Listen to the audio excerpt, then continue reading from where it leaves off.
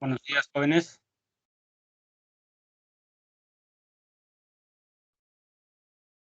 Mm,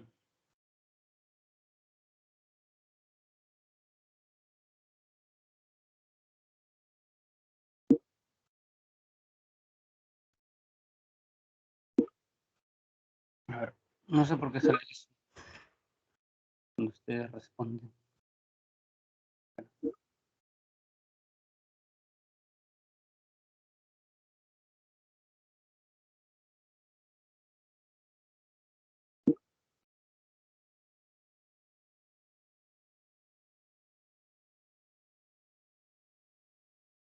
Muy bien, jóvenes, vamos a comenzar haciendo un repaso de lo que vimos la semana pasada.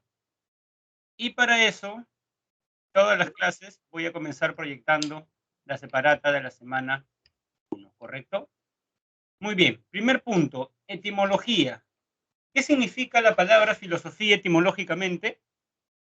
A ver, buenos días, Vanessa. Buenos días, Denilson, Lucero, Gabriela, Camila, Andrés, Yanela, Carla.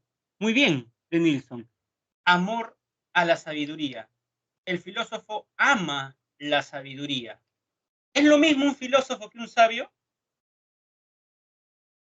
No. Así es. ¿Por qué no? Porque el filósofo busca el saber desinteresadamente y el sabio con un interés. Ya, muy bien. Porque el sabio ya tiene la sabiduría. Así es. En cambio, el filósofo busca la sabiduría justamente porque no la tiene. Perfecto. Muy bien. Ahí está la anécdota de Pitágoras que les conté. Muy bien.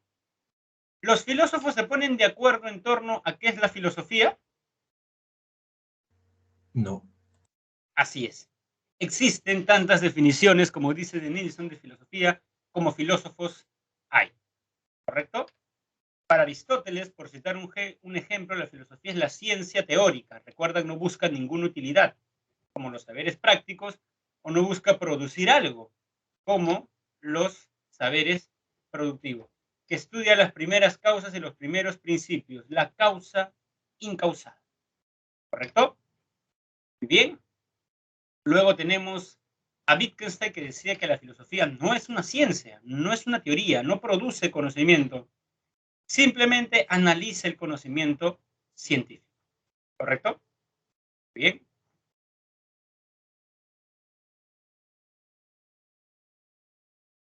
Características de la actitud filosófica. A pesar de que no sabemos en sentido estricto qué es la filosofía, sí sabemos qué no es la filosofía. ¿Correcto? Entonces, por ejemplo, la religión no es filosofía, la ciencia tampoco. Es totalizadora, recordarán ustedes, porque investiga sobre toda la realidad. No hace preguntas como las ciencias, que son regionales, ¿correcto? Es radical, recuerden el ejemplo que les puse con el árbol del conocimiento de Descartes, porque va a la raíz, ¿correcto? Bien, es crítica porque la filosofía es social y cuando un filósofo escribe un libro, lo somete al escrutinio de otros filósofos y otros filósofos van a encontrar límites en mi argumentación y van a polemizar con mis tesis. Van a decir, soy amigo de Eleazar, pero más amigo de la verdad, como lo dijo Aristóteles, ¿no? Soy amigo de Platón, pero más amigo de la verdad, ¿correcto? Problemática porque replantean problemas. Este es un buen cuadrito para ustedes, ¿no? Digamos, el objeto de estudio de cada disciplina filosófica. Y luego vimos la filosofía antigua. Para Sócrates sí se podía alcanzar conocimientos absolutos, ¿recuerdan? Mediante el concepto y, digamos, tenía como método la mayéutica. Dos fases. La primera, reconocer tu ignorancia, solo sé que nada sé, y una vez que has reconocido tu ignorancia, tú debes poder, digamos, volver sobre ti mismo y encontrar la verdad. Así es, la ironía y la mayéutica. ¿Correcto? Bien. Platón. para Platón, como narramos en la alegoría de la caverna, existen dos mundos, ¿no?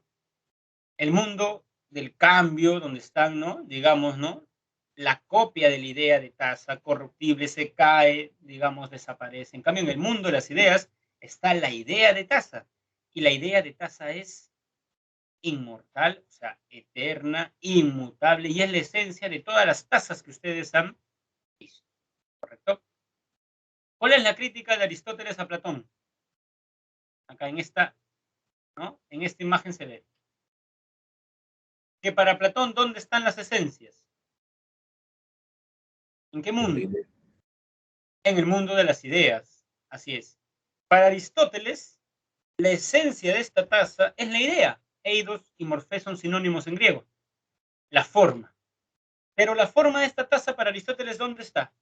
En la misma taza, porque esta taza es una sustancia y es un compuesto de gilé, materia, y morfé, forma, y le, morfismo. ¿Correcto? Muy bien. Y eso es lo que habíamos visto. A ver, jóvenes, ¿no? A ver. Sobre todo a ustedes, que les vienen 8 preguntas de filosofía, es probable que les venga un texto, ¿no? Muchas veces me han preguntado, profesor, ¿cómo puedo hacer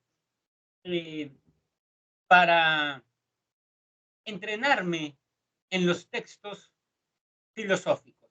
Y yo le respondo siempre lo mismo.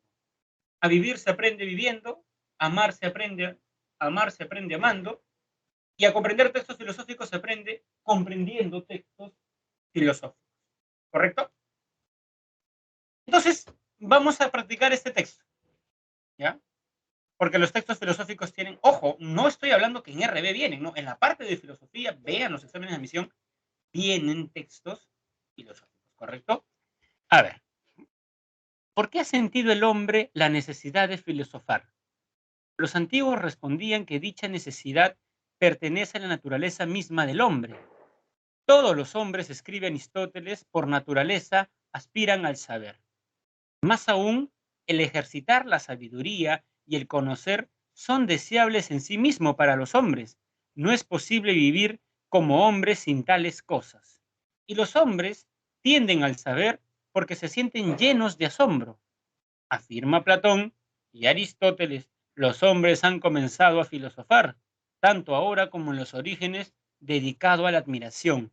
Al principio quedaban admirados ante las dificultades más sencillas, pero después llegaron a plantear problemas cada vez mayores, como los problemas referentes a los fenómenos de la luna, del sol y de los astros, y luego los problemas referentes al origen del universo.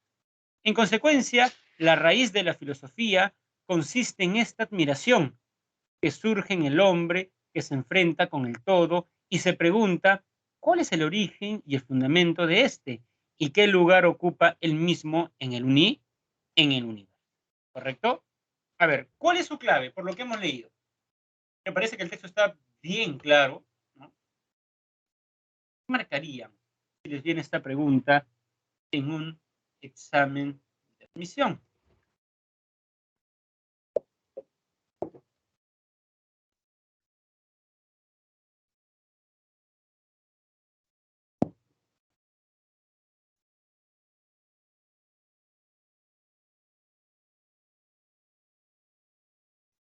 Así es, ¿no? Por el todo. Muy bien. ¿Cuál es su clave de la pregunta 1? Siempre, por favor, vengan resolviendo, ya vengan resolviendo. Es más, en los PPTs están las claves, ¿ya? Lo que vamos a hacer es no proyectar las claves del PPT, aunque ustedes lo pueden descargar, ¿ya? Pero apelo a su ética, ¿no, jóvenes? Apelo a su ética, ¿no?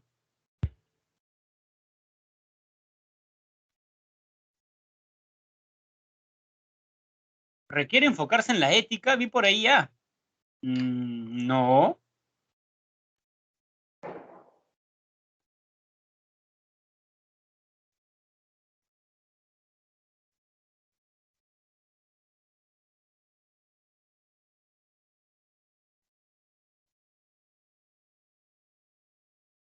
Jóvenes, así como está planteada esta pregunta, hasta yo mismo, digamos, ¿no? Claro. conocimientos seguros. Así es. Pero no, la A definitivamente, o sea, para que sea la A tiene que decir aspira a lo bueno o algo más, ¿no? Muy bien, a ver, me pasé. Desde el punto de vista de Fernanda, los dos problemas más apasionantes de la filosofía pueden sintetizarse en dos interrogantes. ¿Cuál es el origen de nuestras valoraciones? ¿Ya qué pregunta es esa? ¿Cuál es el origen de nuestras valoraciones? La disciplina filosófica que reflexiona en todo lo relativo al saber, ¿cómo se llama? ¿Cuál es el fundamento de la valoración? ¿Por qué valoramos más algunos cursos que otros? ¿Recuerdan? Axiología. ¿Y cómo diferenciar racionalmente las acciones buenas? También es la A.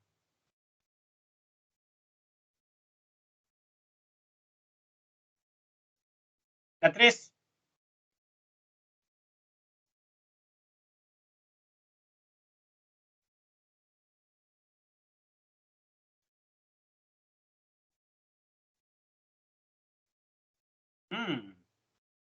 Interesante.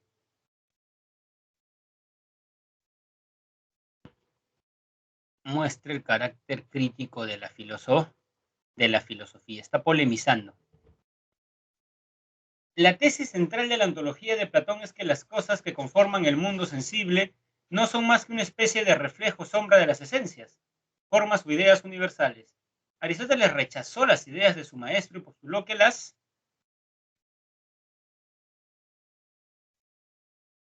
Ahí está la crítica. Ah, no fallan, jóvenes. Oh, muy adelante.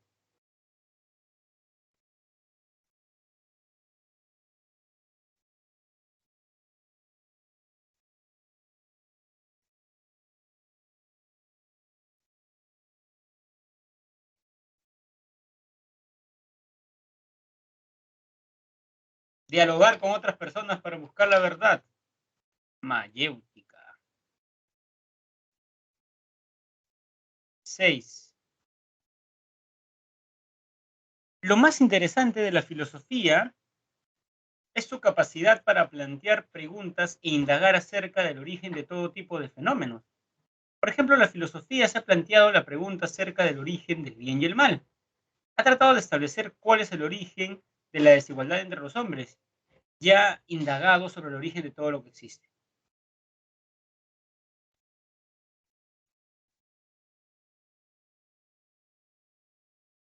Interesante.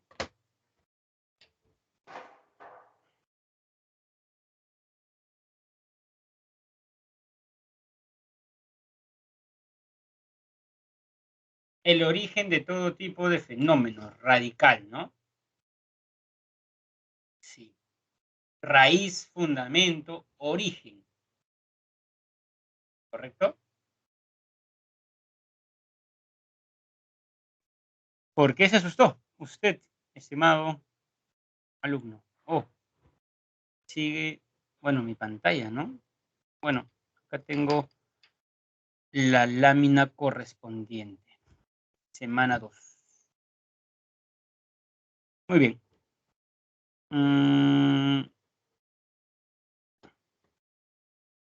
¿Está viendo lo que estoy proyectando, jóvenes?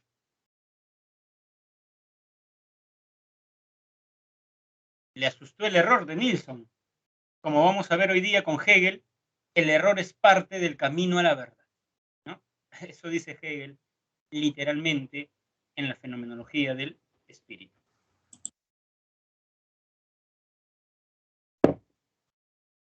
¿Sí ven, no, jóvenes? Muy bien. Entonces, lo que vamos a hacer hoy día es reflexionar sobre la historia de la filosofía moderna y contemporánea. ¿Correcto? Muy bien. Entonces, recuerden que cuando estudien un periodo de la historia de la filosofía, lo primero que deben captar es su objeto de estudio. ¿Correcto? Ahora, entre filosofía antigua, ¿no? Digamos, y filosofía moderna, está la filosofía medieval. ¿Correcto? No lo hacemos, es cierto, ¿no? No lo hacemos. O sea, no les podría venir una pregunta de Tomás de Aquino, San Agustín, eso es cierto. Pero, ojo con eso, mucho cuidado. La filosofía medieval, la filosofía antigua termina en el siglo V aproximadamente antes de Cristo. La filosofía moderna es el siglo XVI. Esos 1000 años es la filosofía medieval, ¿correcto? ¿No? Es importante porque en la filosofía medieval el objeto de estudio era Dios, ¿no? Y a Dios se comprendía por la fe. Por eso la razón tenía que someterse a la fe. O sea, si tu razón iba en contra de los dogmas de la iglesia, pues debías seguir a la fe. Debes seguir a la razón siempre y cuando la razón concluya lo mismo que la fe. Esa es la famosa teoría de las dos verdades, ¿correcto? O sea, hago esta explicación breve porque la filosofía moderna se entiende como crítica a la filosofía medieval. Por eso dice acá, su filosofía surge como reacción contra la filosofía medieval. Porque si en la filosofía medieval, ¿no? La filosofía se volvió en sierva de la teología. ¿Qué quiere decir eso? Que si en la Biblia dice que Dios existe, la filosofía tenía simplemente que encontrar argumentos racionales para demostrar eso, ¿correcto? Entonces, independencia, eso es en la filosofía medieval. En la filosofía moderna, la filosofía se revela frente a la teología y no tiene por qué exclusivamente llegar a las mismas ideas, ¿correcto? En el libre ejercicio de tu razón, tú podrías llegar a otras ideas, ¿no? ¿Correcto? Muy bien, ¿no? Entonces, jóvenes, tenemos, ¿no? Que la razón, ¿no? Es superior a la fe, ¿no? Correcto. Segundo, en la filosofía medieval había una centralidad en Dios, ¿no? En cambio, el centro es el hombre. ¿Han visto, jóvenes, el dibujo de Leonardo da Vinci, El hombre de Vitruvio? Es un hombre que está, ¿no? Con ciertas medidas. ¿Han visto ese cuadro? Por ejemplo, ese cuadro prueba que en la filosofía moderna el centro, así es el hombre. El centro es el hombre, jóvenes.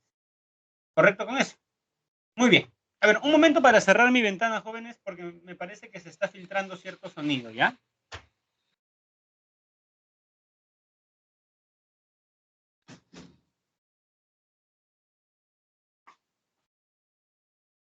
Así es, hay un antropocentrismo en la filosofía moderna de nuevo, porque en la filosofía medieval había un teocentrismo. Muy bien. Por ejemplo, en la filosofía medieval, si tú leías la Biblia, pues la autoridad era Tomás de Aquino, la Biblia, o sea, tú no podías cuestionar la autoridad religiosa, ¿no? No, no es que podías debatir con el cura, no, no, no. El cura, y además que en ese tiempo la Biblia estaba escrita en latín, ¿no? No estaba escrita en alemán. Entonces, para leer la Biblia había que saber latín, no estaba en italiano. Recién es Gutenberg, ¿no? Con su famoso, digamos, invento. Lutero, por ejemplo, traduce la Biblia al alemán, ¿no? ¿Correcto? Muy bien, entonces se tenía que respetar la autoridad religiosa, ¿no? En la Edad Media. En cambio, en la filosofía moderna hay una actitud crítica frente a la autoridad. Descartes, jóvenes, ¿no? Llega a ser padre de la filosofía moderna porque critica el principio de autoridad, como vamos a ver, ¿no? Descartes llega a decir, a mí no me importa qué dijeron, ¿no? Aristóteles y Platón. A mí me importa si lo que ellos dijeron es o no verdadero. Esa es, estimados jóvenes, la actitud de un filósofo moderno. Y además es cierto, pues jóvenes, ¿no? Algo no es verdadero porque lo diga Platón.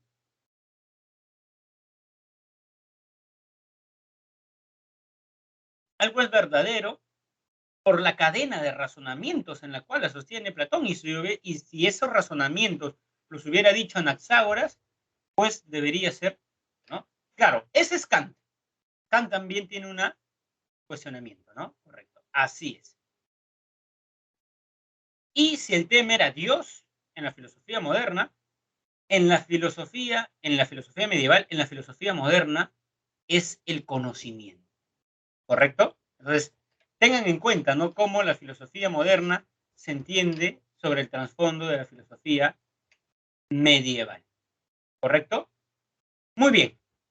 Acá tenemos a Descartes. Hegel, en la fenomenología del espíritu, llega a decir que Descartes es un héroe del pensamiento, ¿no? ¿No? Es un héroe del pensamiento porque se centra en la subjetividad, como vamos a ver, ¿no? Es el iniciador de la filosofía moderna. Ahora ya saben, a ustedes no les van a hacer preguntas memorísticas. ¿Quién es el fundador de la filosofía moderna? No. Ustedes les van a preguntar por qué Descartes es padre, digamos, o iniciador de la filosofía moderna. Y la respuesta está acá. Porque cuestiona el principio de autoridad. ¿Correcto? Algo no es verdadero porque lo diga Aristóteles, ¿no? Es más, el libro primero del discurso del método, son 6 libros, Descartes dice, ¿no, jóvenes?, que él fue a la universidad queriendo obtener conocimiento, pero se decepcionó porque se dio cuenta que no hallaba conocimientos seguros, ¿no? O sea, en los libros se encuentran más prejuicios de los autores que la verdad. Incluso Descartes dice también que así como no llamamos matemático a quien se memoriza cómo se resuelve un problema, no lo llamamos matemático, sino más bien llamamos matemático a quien tiene la capacidad de aprender los teoremas y por sus propias fuerzas resolver un ejercicio. De la misma manera, no habría que llamar filósofo a alguien que se memoriza los libros y argumentos de Platón, Aristóteles, sino al que se atreve, digamos, a reflexionar, ¿no? A reflexionar. ¿Correcto? ¿No? Muy bien. Claro, así es, estimado Carlos, ¿no? Así es. Está criticando, digamos, la falacia ad verecundia. Algo no es verdadero porque lo diga Aristóteles o porque lo diga Santo Tomás de Aquino. Algo es verdadero por las razones que lo sostienen. Así es. Y esa crítica, además de concentrarse en el sujeto como objeto de estudio, son las 2 razones que hacen que Descartes sea el padre de la filosofía moderna. Así que por favor escríbanlo por ahí porque ya saben que las preguntas ahora son comprensivas. Razones por las cuales Descartes es padre de la filosofía moderna. Primero, critica el principio de autoridad. Algo no es verdadero porque lo diga una autoridad. 1. Y 2, porque pone en el centro el sujeto. Subjetivismo. El sujeto es el que conoce, el yo pienso. Lo vamos a ver en un momento. ¿Correcto? Muy bien. Ahora, jóvenes, Descartes, como sabrán ustedes, vive en un contexto, podríamos decir, puente del conocimiento, ¿no? ¿Qué quiere decir eso? Por ejemplo, en astronomía, Ptolomeo decía que la Tierra era el centro del universo. Descartes va a decir que no es la Tierra el centro del universo, sino más bien, o bueno, no Descartes, no, sino Copérnico va a decir que es el Sol, ¿no? Hay un cambio. En teología, ¿no?, antes se defendía la interpretación correcta de la Iglesia Católica, pero luego surge Lutero y habla de la libre interpretación, ¿correcto? ¿No?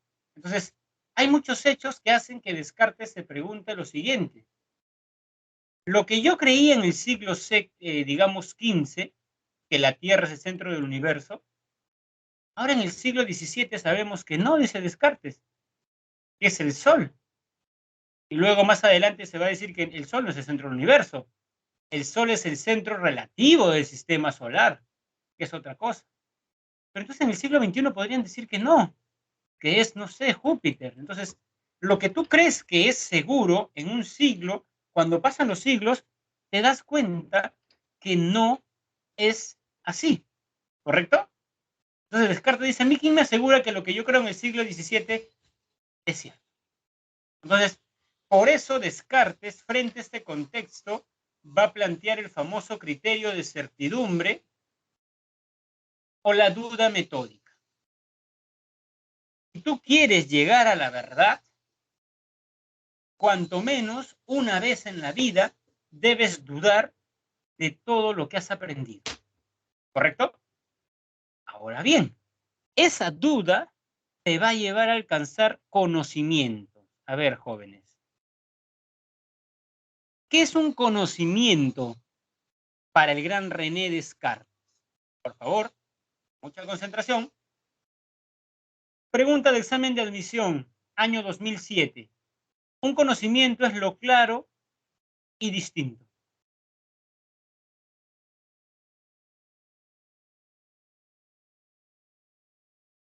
¿Qué es lo claro y distinto?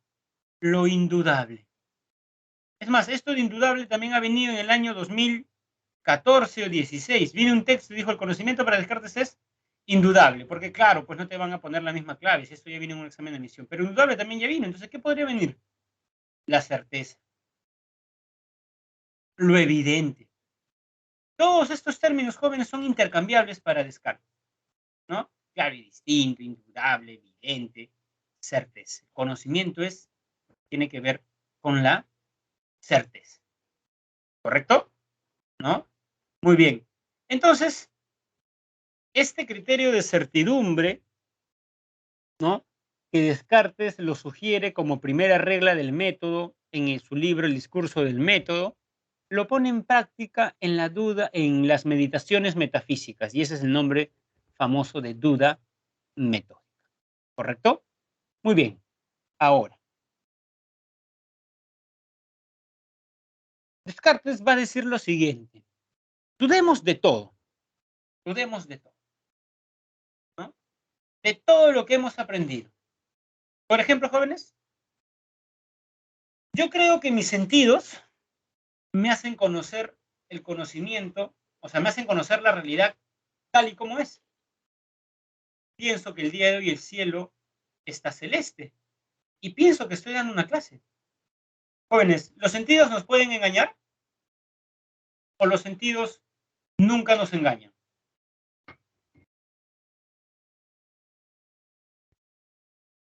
¿Alguna vez lo han?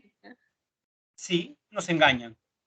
A ver, yo voy a poner un ejemplo, vayan pensando sus ejemplos para conversar, ¿no? Y que la clase sea más dinámica. Por ejemplo, ¿no? De pequeño uno cree que la luna lo sigue, ¿no? O por ejemplo, el sol. Mira, mamá, ¿qué tamaño es el sol? Y cuando dices, ¿no? Lo ves así, ¿no? Pero el sol no es así, ¿no? Es muchas veces más grande que, ¿no? Así es. Las ilusiones ópticas, claro que sí. Por ejemplo, ahora que estamos en verano, ¿no? Nos paramos en una acera y si vemos a la otra acera, del piso como que sale humito, ¿no, jóvenes? Del piso como que sale humo y cuando tú ves a las otras personas, las ves que se están moviendo. Pero esa persona no se está moviendo, está parada. Pero tú ves que la persona está así como que, ¿no? Moviéndose, ¿no? Y de pronto le dices, oye, ¿por qué te estabas moviendo? ¿Querías bailar? Y dice, no, yo no me estaba moviendo, ¿no? A ver, y haces el experimento. Y verdad, pues, o sea, es una ilusión óptica, ¿no? Como está, digamos así, ¿no? Entonces, o por ejemplo, jóvenes, en mis tiempos de niñez, ¿no? Hace mucho en realidad, había la feria del hogar, me parece. Y me acuerdo que iba con mis padres y habían la casa de los espejos, ¿no? Y en un espejo yo era delgadito, ¿no? En otro era gordito, en otro mi cabeza, ¿no? Digamos el reflejo, las ilusiones ópticas, como dicen, ¿no? Muy bien. ¿Cuál es la primera certeza a la que llega Descartes después de poner en práctica la duda metódica?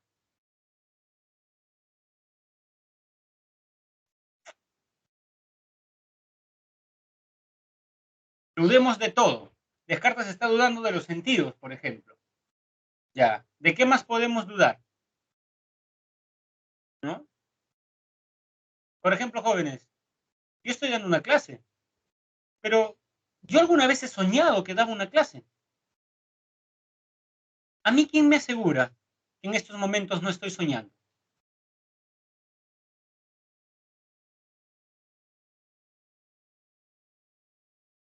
La vida podría ser un sueño. Hay que dudar. Entonces, Descartes dice que hay que dudar de todo, pero hay algo de lo cual no podemos dudar. ¿De qué, jóvenes?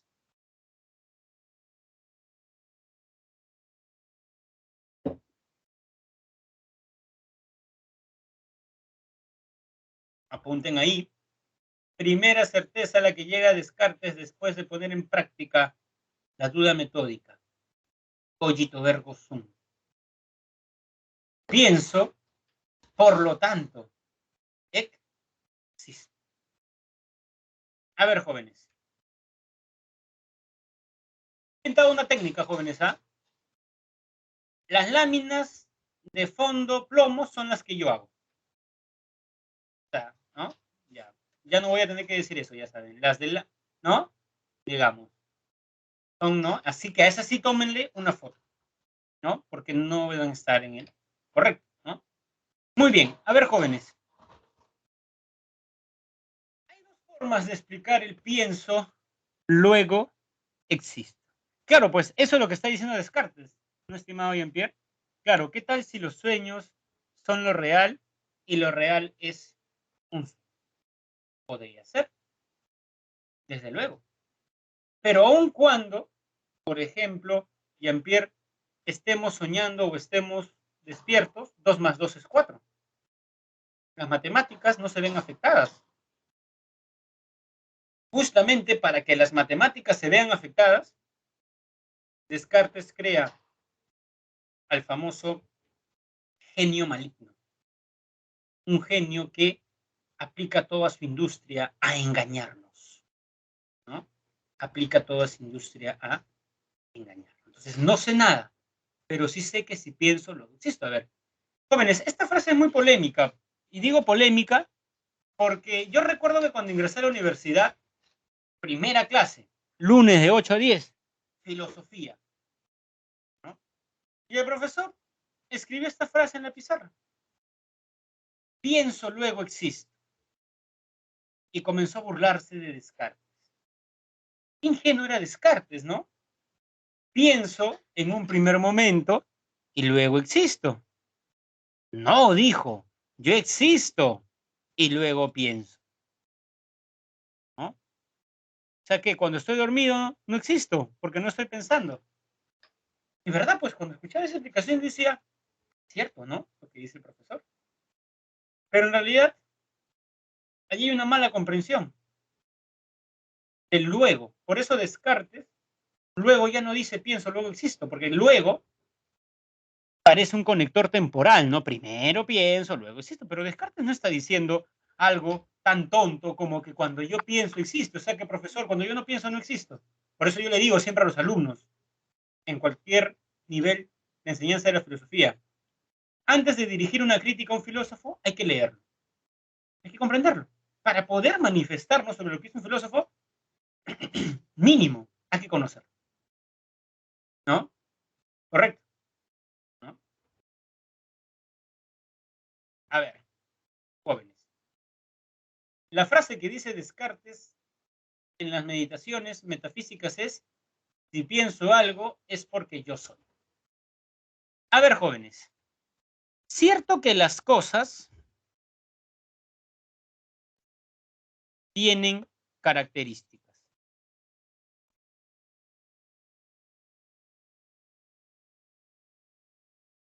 Esto es evidente, ¿no? Todas cosas tienen características.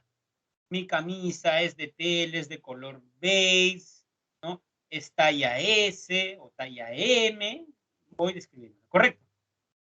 Pero eso también lo podríamos decir al revés. Si toda cosa tiene característica, al revés. Todas las características se dan en cosas. Miren, esto lo sabe hasta un niño en su lógica. Hay que jugar a las, digamos, adivinanzas. A ver, voy a decir algo, ¿no? En un salón de clase. Es rectangular, es de color blanco y sirve para que el profesor escriba. ¿Qué es? A ver, juguemos a las adivinanzas. Es rectangular, de color blanco y sirve para que el profesor escriba.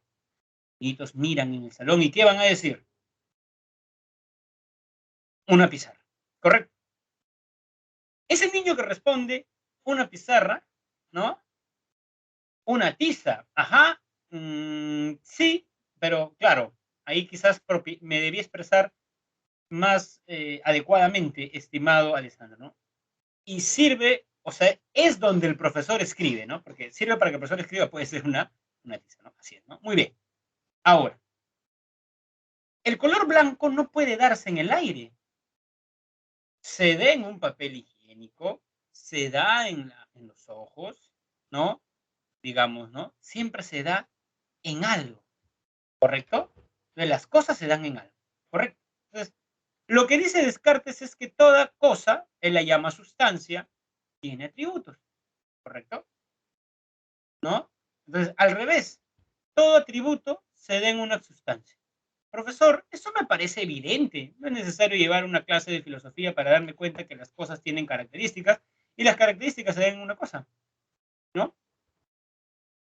De esa cosa que parece tan evidente, tú concluyes que si piensas, entonces, por necesidad, existe. ¿Por qué? Yo estoy dudando de que existo. Y la duda es una manifestación del pensamiento, ¿correcto?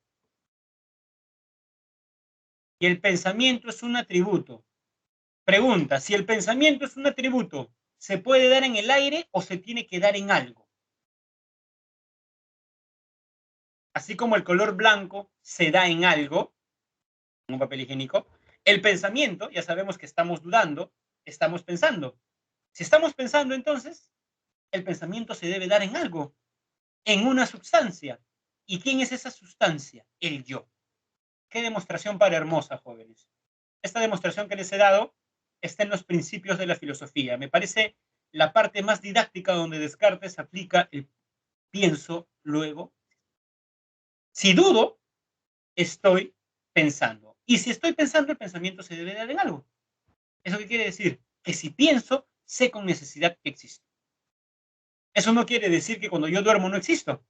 No se trata de saber si existo, se trata de demostrar que existo, que son cosas distintas, ¿no? Así que cuidado con decir, ¿no? Qué ingenuo era Descartes, primero pensaba y luego existo. Cuando escuchen eso, díganle, pero eso no dice Descartes.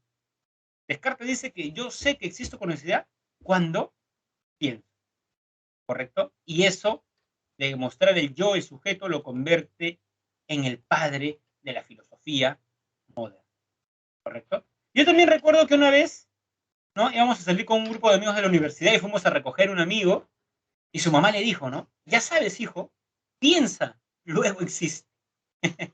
O sea, esta mamá le dijo esta frase en un tono ético, ¿no? Antes de decidir cualquier cosa, y eso no es cartesiano, pues eso ya, la gente le ha dado ese sentido, ¿no? Pienso, luego existo, dicen, como Gareca, ¿no? Piensa y luego, no, ya eso es otra cosa, pues, ¿no? O sea, ¿no? Digamos, claro, sé prudente, cuidado con dejarte llevar, por no piensa hasta dónde tomas, piensa que tienes una pareja si estás en una fiesta y una chica te coquetea o un chico te coquetea, ¿no? O sea, eso ya. Esa es una interpretación ya popular, ¿no? Pero no tiene que ver con la de Descartes. Aunque es bonita esa interpretación, ¿no? Pero, ¿no? Muy bien. Otra cosa importante para Descartes. Ideas adventicias provienen de la experiencia. Es decir, voy al parque con mi pequeña hija y en el parque vemos un árbol, vemos un perrito, vemos una paloma, ¿no? Y bueno, muchas cosas, ¿no? Entonces, yo no estoy creando el árbol, el perro, la paloma, ¿correcto? ¿No? Estas vienen por experiencia sensible, me llegan del mundo externo, mejor dicho, ¿no? ¿Correcto? ¿No? Son producto de la experiencia. En cambio, puede ser que el día de hoy yo ceno mucho y de pronto sueño con el perrito schnauzer que vi pero con alas de paloma.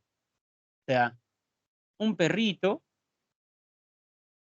con alas, ¿no? Esa es una idea producto de la imaginación, ¿no? Digamos, ¿no? Un perrogazo sería, no sé, no inventemos, ¿no? Es un perro con alitas, ¿no? Ya, muy bien, por ejemplo, ¿no? Por ejemplo. Así es, ¿no? Si veo un caballo, si este fuera un caballo y un ave, un Pegaso, ¿no? O por ejemplo, ¿no? El día de hoy ustedes suben al Metropolitano y ven una chica muy guapa, digamos, y ustedes se enamoran a primera vista. No existe el amor a primera vista, ¿no? Pero pensemos, ¿no? Y le impactó tanto a esa chica que en la noche sueñan con ella, pero de la cintura para arriba es ella y de la cintura para abajo es un pez, ¿no? Jóvenes, dibujo, no soy un buen dibujante, ¿no, jóvenes? Ahora me estoy dando cuenta, ¿no? Me estoy dando cuenta. Ya, o sea, de la cintura para arriba es una persona, ¿no? Y de la cintura para abajo es, digamos, ¿no? Manrique alias Rocío Yajaira, cuando sueñas con alguien es que esa persona está pensando en ti.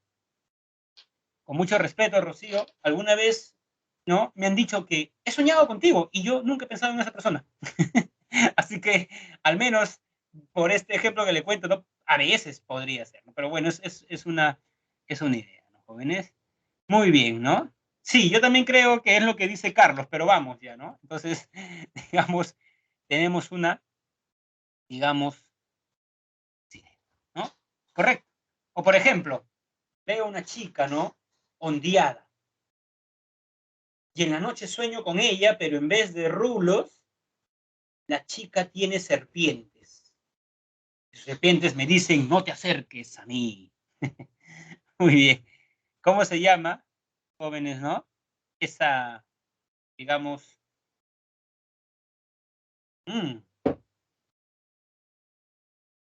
o las chicas de este salón sueñan con un chico de esta clase, pero como ese día también vieron un toro, lo sueñan con dos cuernos, ¿no? ¿Qué tipo de idea es esa? ¿Adventicia o facticia? ¿Tienen dos cuernos en la realidad esos chicos? Creo, ¿no? Facticia, ¿no? Facticia. Así es, ¿no? Es facticia, ¿no? Muy bien, así es. Innatas, las tenemos desde que nacemos, ¿no? Desde que nacemos. Por ejemplo, tomen una foto también a esto, porque ya saben que el fondo indica que... Muy bien. Por ejemplo, para Descartes, la idea de triángulo equilátero es una idea innata. Porque yo en la realidad lo que he visto son triángulos imperfectos. Un hueco acá, un hueco acá, un hueco acá. Pero un triángulo perfecto o un círculo perfecto, yo no lo he visto. Pero tengo la idea de círculo. Por lo tanto, la idea de círculo y la idea de triángulo son innatas. O sea, para Descartes, en tu mente al nacer hay tres conjuntos de ideas. ¿Cuáles son? Principios lógicos, verdades matemáticas y la idea de Dios. Porque para Descartes Dios es un ser perfecto. Y en el mundo yo no he visto personas perfectas, más bien seres imperfectos, ¿no? Pero yo en mi mente tengo la idea de perfección. Hasta el ateo entiende que cuando yo hablo de Dios, hablo de un ser perfecto. ¿Cómo tengo esta idea si no proviene del mundo? No es adventicia, tampoco facticia, entonces es innata. Y justamente del hecho de que la idea de Dios sea innata, Descartes concluye, ojo con eso, Descartes concluye que Dios existe. Porque si yo tengo la idea de Dios en mi mente al nacer, por ende, estimados jóvenes, Dios la ha puesto en mí, en mi mente, ¿no? ¿Vale? ¿No? Muy bien.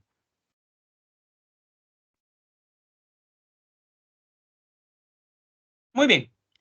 Vayamos al empirismo. Vayamos al empirismo. Jóvenes, solo una precisión. Cuando yo pongo estos ejemplos, ¿no? De la sirena o del minotauro, no es para generar mofa, ¿no? Ni comentarios como los que por ahí he visto, ¿no? Que han puesto. Solamente es para tratar de relacionar la filosofía con ejemplos, digamos, cotidianos, ¿no? No es para, digamos, generar o hacer de la clase, ¿no? Digamos, algo. No, es tratar de relacionar, ¿no? Es como que ves a una persona, de la cintura para arriba es él, y de la cintura para abajo es un caballo. ¿Cómo se llama ese ser mitológico? Quirón, el que crió a Aquiles, ¿no? El que crió a Aquiles. ¿Cómo se llama ese ser mitológico? Mitad hombre, mitad caballo. El mitad hombre, mitad toro, así es, el centauro. El centauro. Hubiera puesto mejor el ejemplo del centauro, ¿no? Porque el otro ejemplo ya veo que ustedes lo están tomando de otra manera, ¿no, jóvenes? Pero bueno, continuemos. El empirismo, jóvenes, critica. O sea, el empirismo es un ejemplo de crítica filosófica, ¿no? Es un ejemplo de crítica filosófica. ¿Por qué, estimados jóvenes? ¿No? A ver, me parece que están preguntando algo, principios lógicos, Dios, y el último, principios lógicos, Dios y verdades matemáticas, Carlos, verdades matemáticas. Por ejemplo, para Descartes, el hecho que la suma interna de los ángulos de un triángulo sean 180 grados es una idea innata. Por eso les estaba diciendo que para Descartes tu mente al nacer ya tiene una mochilita de ideas. ¿Correcto? ¿No? En cambio, estimados jóvenes, John Locke va a cuestionar todo eso en un ejemplo de que la filosofía es crítica y problemática. Es decir, John Locke rechaza la concepción de las ideas innatas. John Locke, miren, a este ejemplo es muy interesante. John Locke va a decir, si las ideas innatas la poseen todos en sus mentes, ¿por qué cuando yo le pregunto a un chico que no ha ido al colegio cuánto es la suma de los ángulos internos de un triángulo, él no lo sabe? Aunque en el Perú puede ser que vaya y no lo sepa, ¿no? Pero, digamos, hay gente que no sabe eso, ¿no? No fue al colegio y ya no sabe cuánto es la suma de los ángulos internos de un triángulo. Entonces John Locke dice, ¿cómo tiene esa idea en su mente, pero no la sabe? Eso prueba que las verdades matemáticas son aprendidas. Y eso prueba que tu mente al nacer es como una hoja en blanco. No tiene, digamos, ideas innatas, ¿no? Ya saben, a Descartes, conjuntos de ideas. John Locke, tu mente es como una hoja en blanco, como una tabula rasa, una tabla sin inscripción. Profesor, pero yo ahora, puede decir uno de ustedes, yo ahora tengo ideas, sí, pero tienes ideas producto de la experiencia, ¿no? Ojo con eso. En Descartes, la facultad fundamental que te lleva al conocimiento es la razón. ¿Y por qué la razón? Porque los sentidos te engañan. En cambio, la razón va a ver si tus sentidos se están engañando o no. La razón es el tribunal. Y además porque los conocimientos son conocimientos, digamos, claros y distintos, indudables. Y la razón llega a ese tipo de conocimiento. Como los sentidos nos engañan, los sentidos no pueden fundamentar el conocimiento, sino la razón. Eso es el racionalismo de Descartes, ¿correcto? John Locke más bien va a pensar que es la experiencia, ¿no? Digamos. Por ejemplo, jóvenes, a ver, alcen la mano. ¿Quiénes recuerdan el local central de la PRE? Porque pasaron alguna vez en carro o acompañaron a sus hermanos mayores que ya están, ya por ejemplo, cuando yo digo local central de la PRE, Carlos Daniel lo recuerda. porque ha tenido experiencia, ¿no? En cambio, a ver, su compañero Pablo Rondán. ¿Usted recuerda el local central de la PRE, Pablo?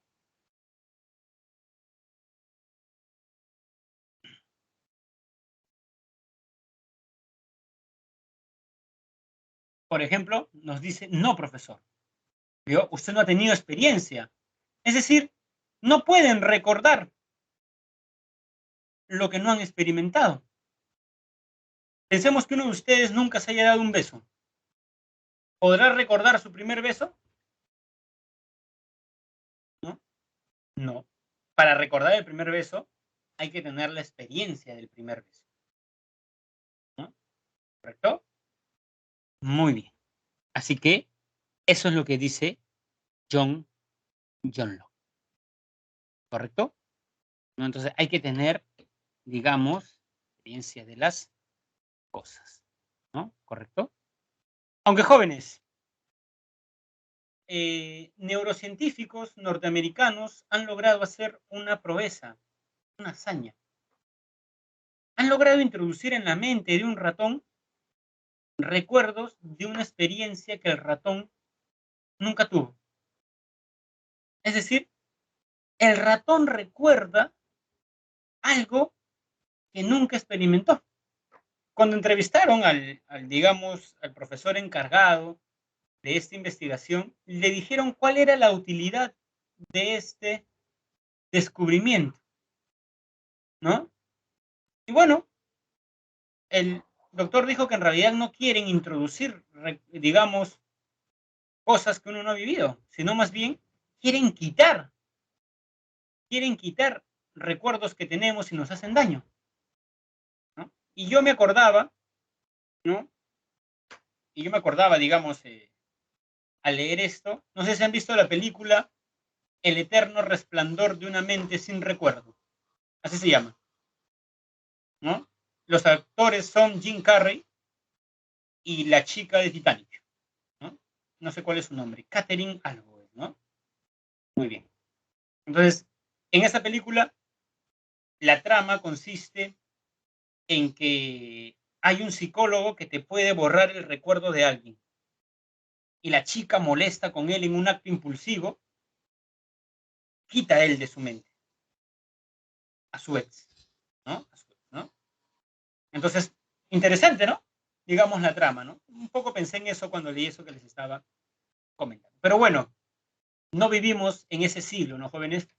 Vivimos en el siglo en el cual aún sufrimos por nuestros ex. Digamos, ¿no? Si nos causa pena. Pero, profesor, ¿no? si olvidamos esos recuerdos, no sentir, entonces, ¿cómo vamos a saber de la experiencia?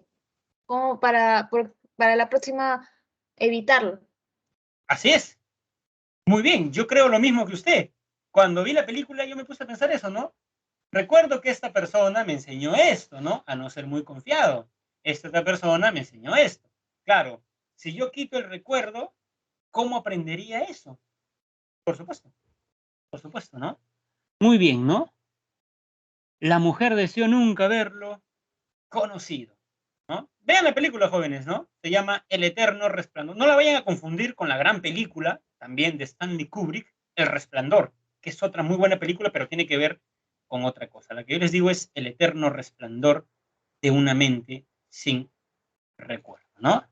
Muy bien. Muy bien, jóvenes, ¿no? Criticismo, ¿no? Criticismo. A ver, jóvenes. La filosofía de Kant, él mismo lo dice, trata de responder a 4 preguntas. ¿Qué puedo conocer? ¿Qué debo hacer? ¿No? ¿Qué me cabe esperar? Y todas las cuales se resumen en qué es el hombre. ¿No? ¿Correcto? En qué es el hombre. Como dijo uno de sus compañeros, Kant resume la ilustración en su libro Filosofía de la Historia en la famosa frase sapere aude. A ver, uno de ustedes escribió esta frase. ¿Qué significaba? Sapere aude. Atrévete a qué.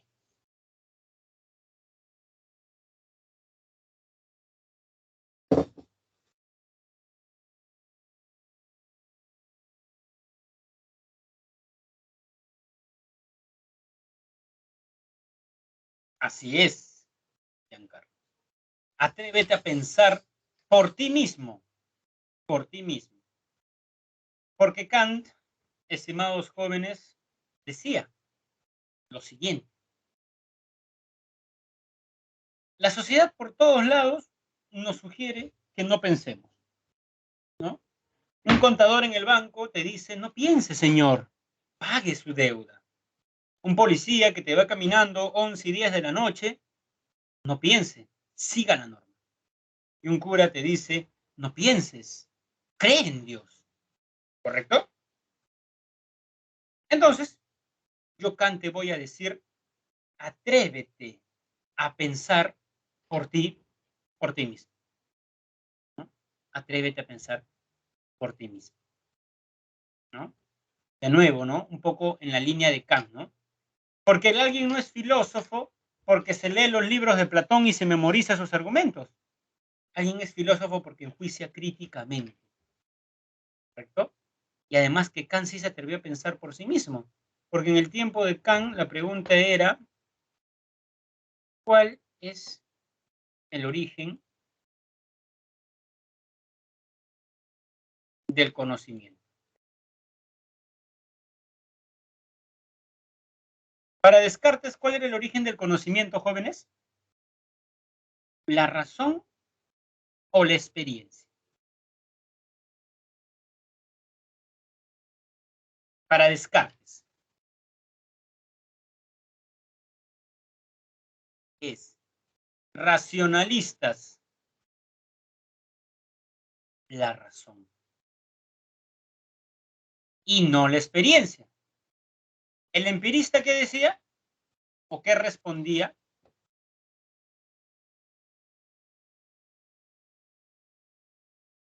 ¿Y al empirista qué respondía? ¿Cuál es la fuente del conocimiento? ¿Por qué recuerda a su compañero haber estado, o sea, por qué recuerda el local de la PREP? Porque estaba ahí, ha tenido experiencia.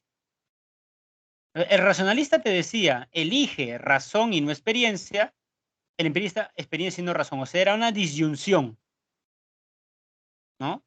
Incluso era una disyunción fuerte, se elige, razón sin experiencia o experiencia sin razón. Y Kant dice, ¿por qué tengo que elegir entre una de esas dos facultades? ¿No? ¿Por qué tiene que ser la razón sin la experiencia o la experiencia sin la razón? Si pueden ser ambas, ¿correcto? Si puede ser ambas. Y para Kant, esta se convierte en una I. Razón más experiencia son las facultades fundamentales en el proceso del conocimiento, ¿correcto? ¿No? ¿Por qué? Vamos a explicarlo. A ver, voy a tener que volver a proyectar, jóvenes. ¿Están viendo lo que estoy proyectando, jóvenes? Sí se puede Sí, visualizar. se puede ver, profe. Ya, perfecto, perfecto. Quería saber porque como he borrado los, ¿no? Ya, perfecto. A ver, atención en esto, por favor, ¿ah? Atención en esto. A ver. Sujeto, objeto. Muy bien. El sujeto para Kant tiene dos facultades. Sensibilidad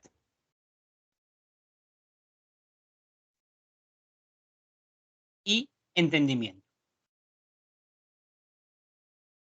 El entendimiento es lo que para Descartes es razón y la sensibilidad es lo que para Locke es experiencia. Correcto. Este objeto me envía a mí intuiciones, ¿no? Es decir, ese objeto me envía color, forma, tamaño, textura. Eso llega a mi sensibilidad, que es la facultad que yo tengo de verme afectado por el mundo. ¿Correcto? ¿Es necesario la sensibilidad? Sí, porque ahí llegan las intuiciones. El conocimiento del mundo. El material del conocimiento, va a decir Kant. ¿No? Pero ojo, el problema es que llega a mí de manera caótica, de modo tal que yo necesito luego una facultad que ordene todo eso, ¿no? Mediante las categorías. Y cuando yo ordeno eso mediante las categorías, recién tengo acá la idea. fenómeno, para ser más preciso. ¿Qué quiere decir este breve ejemplo que les he dado? Estimados jóvenes, que si yo solamente tuviera la experiencia, podría verme afectado por el mundo y recibir las características de esta taza, pero no podría ordenarlos para tener la idea. La razón también es importante. Y si yo tuviera solo razón, facultad con que ordenar, podría ordenar, pero no habría que ordenar, porque no habría material del conocimiento. Conclusión, ambos son fundamentales. John Locke tenía algo de verdad. El conocimiento necesita experiencia, pero Descartes también necesita de razón. Y eso, jóvenes, es el criticismo. Entre el racionalismo y el empirismo. Si recuerdan la clase pasada, cuando yo les hablé de crítica, le dije que crítica viene del griego krinei, que significa separar, tomar lo mejor y rechazar lo falso. No es rechazar todo, es separar. Kant separa y toma lo mejor de cada movimiento y los lleva a otro nivel. Y crea con eso el famoso criticismo. ¿Correcto?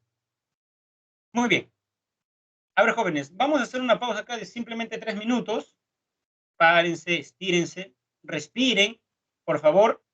No dejen esta clase y vayan a su celular, cuiden su vista. Es digamos, cada 55 minutos dicen que es bueno mirar a otra parte, ¿no? Digamos, abran y cierran los ojos.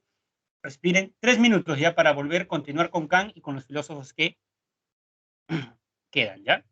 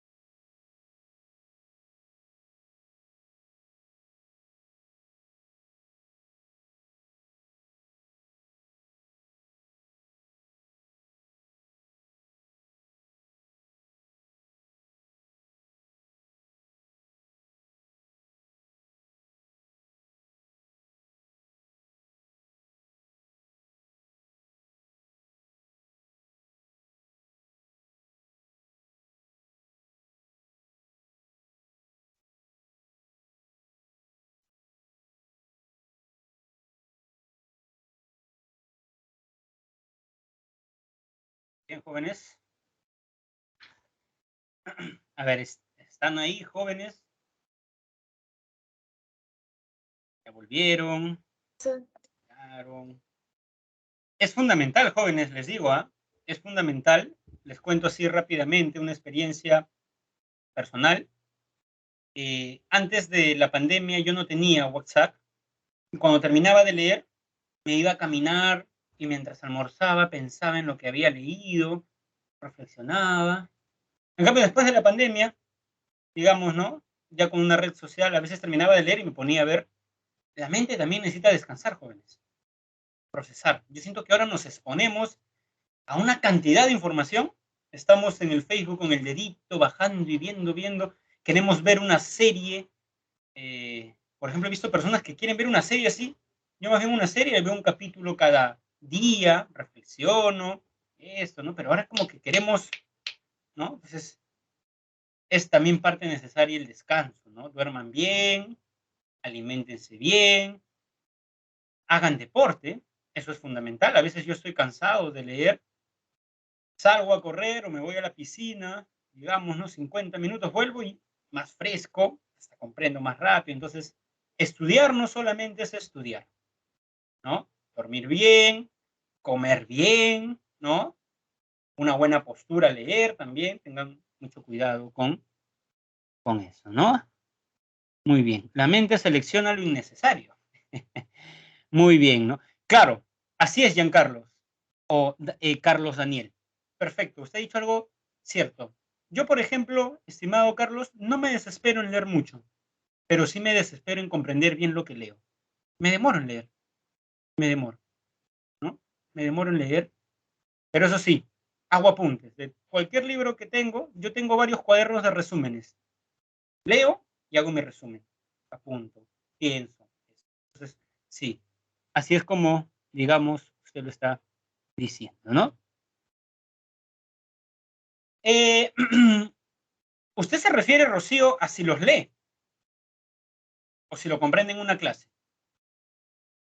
¿A qué se refiere con comprender? Si lo comprende en una clase o si lee un libro de Descartes, si lee un libro de Locke, ¿no? Correcto, ¿no? En una clase, sí. En principio, sí, estimada Rocío. En principio, sí. ¿No? Porque claro, ya comprendió esto. Claro, es muy difícil que un alumno que no ha llevado una clase de Descartes y Locke comprenda Kant, porque va a decir, pero ¿sintetiza qué? O sea, tendrías que explicarle qué es el racionalismo y qué es el empirismo, ¿correcto? Entonces, Kant escribe su famosa crítica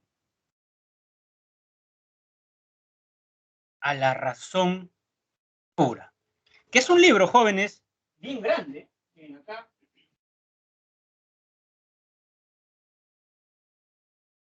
Acá lo tengo, ¿no, jóvenes? O sea, es un libro, no sé si entra, es un libro en realidad muy voluminoso, ¿no? Muy voluminoso, sí, ¿no? Entonces, y complejo, ciertamente, digamos, complejo, ¿no? Es la gran obra, digamos, de Immanuel Kant, ¿no? Ya, miren, a ver, esto ya viene en un examen de admisión.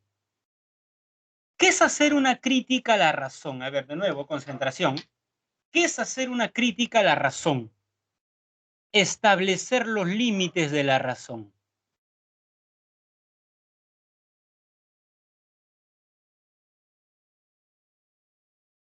¿Y cuáles son o cuál es los límites de la razón? La experiencia sensible. ¿Por qué? Porque hay conocimiento, o sea, a ver, el conocimiento busca la verdad. Para que haya verdad, debe haber experiencia,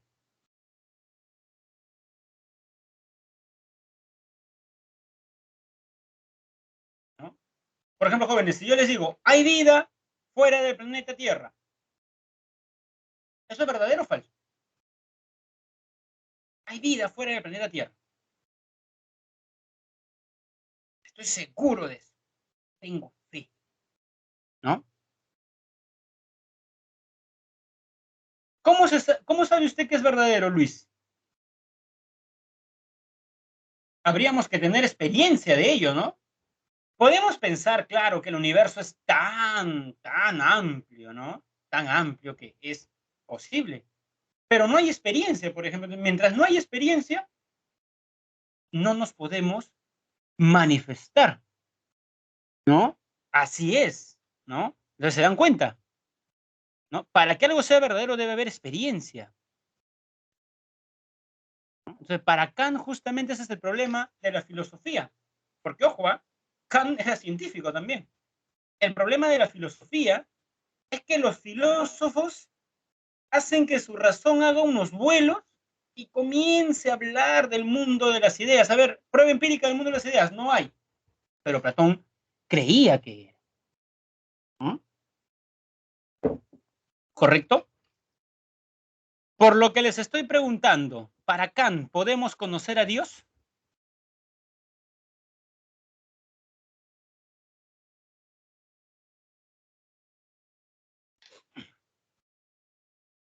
A ver, Rocío, vamos a, vamos a ayudarla con su talón de Aquiles. A ver, ¿entendió el criticismo, Rocío? Porque el criticismo me parece que sí lo entendió, ¿no?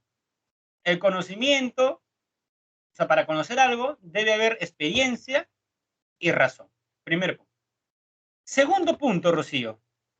La razón no puede ir más allá de la experiencia. A ver, Rocío, te hago una pregunta. En mi ambiente de estudio, ¿hay una guitarra? Obviamente, lo que capta esta cámara no es todo mi ambiente de estudio, no es una parte. No está captando, por ejemplo, el ventilador que está ahí a la esquina, ¿no? O mi sofá, no está captando muchas cosas, ¿no? Entonces, si yo le pregunto si en mi ambiente de estudio hay una guitarra, a ver, ¿por qué dice no, Rocío? Usted ve todo mi ambiente de estudio, ¿acaso está viendo una parte? ¿No? Para que usted sepa, debería tener experiencia de todo el ambiente de estudio, ¿correcto? Entonces, claro, no sabe, Rocío, ¿cierto? Justamente no lo sabe porque no hay experiencia. Eso es lo que dice Kant. ¿Cómo la razón? Porque usted es profesor, pero yo reflexionando, usted es de letras, ¿no? Creo que sí debe haber, ya puede suponer, pero eso es una especulación. Especular es razonar sin evidencia empírica, ¿correcto? Entonces, eso es lo que está diciendo Kant, ¿no?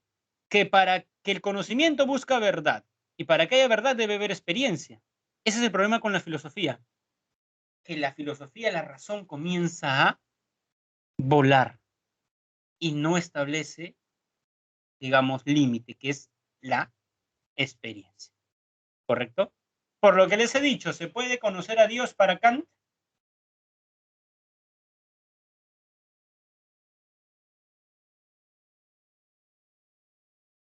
¿Por qué no, Denilson?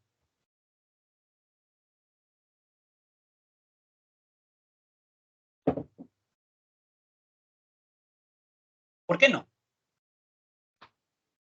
Ajá, porque no tenemos experiencia de él. Y por eso no podemos, ¿no?, conocer. Ojo, Kant creía en Dios. Kant no está diciendo que no existe. Conocer es otra cosa, ¿no? ¿Correcto? Porque no hay experiencia de. ¿Correcto? Muy bien. Otra vez voy a hacer otro cuadro. Sí se ven, ¿no, jóvenes? A ver, por favor, me confirman, porque alguna vez yo he supuesto que veían y no veían. Sí se ven, ¿no, jóvenes? Ya, perfecto. Muy bien. Sujeto.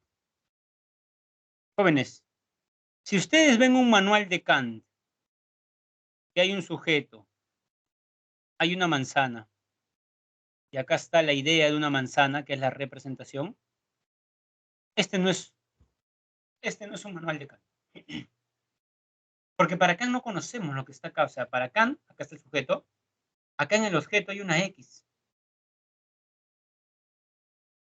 Tú conoces lo que está acá. El fenómeno.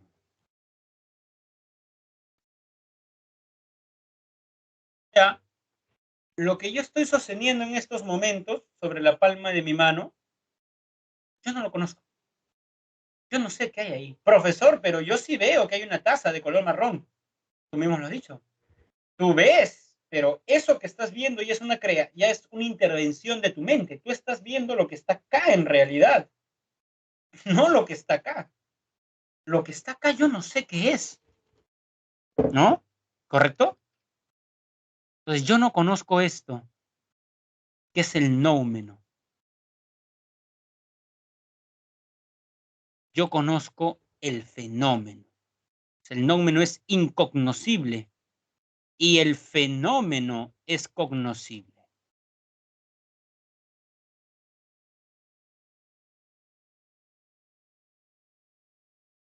¿Correcto?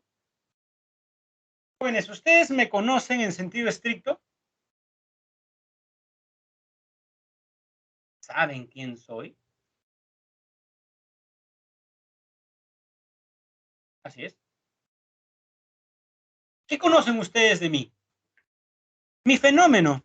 Fenómeno viene del griego fenomenei, aparecer.